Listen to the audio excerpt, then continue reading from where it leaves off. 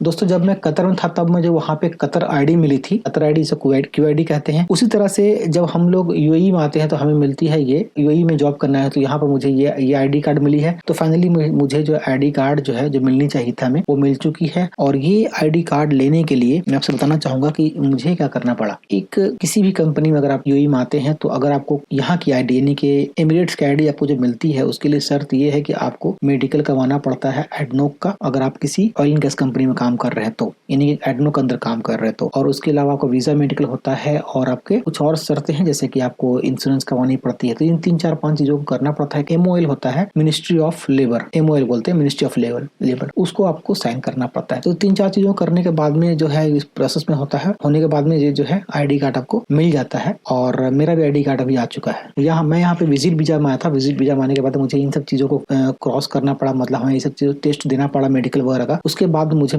ये ID card मिली है, जो आईडी कार्ड मेरा भी हाथ में है। अभी इस आईडी कार्ड आने के बाद में मुझे टेंशन नहीं है। मैं इस आईडी कार्ड लेके कहीं भी जाऊँ, कहीं घूमूं, कुछ भी करूँ, मुझे कोई सुरता को पुलिस पकड़ेगा नहीं। और इससे मैं कई सारी चीजें कर सकता हूँ। जैसे मैं सिम कार्ड लेना चाहूँ, जैसे मैं बैंक अकाउंट खुलाना चाहूँ तो इससे मैं कर सकता हूँ। बिना इस आईडी कार्ड के, यानी कि यूनाइटेड अरब एमिरेट्स का आईडी के बगैर मैं सिम कार्ड नहीं ले बाई कर पाऊंगा, मैं पैसे ट्रांसफर नहीं कर सकता, मैं बाकी दूसरी चीजें वो नहीं कर सकता हूँ।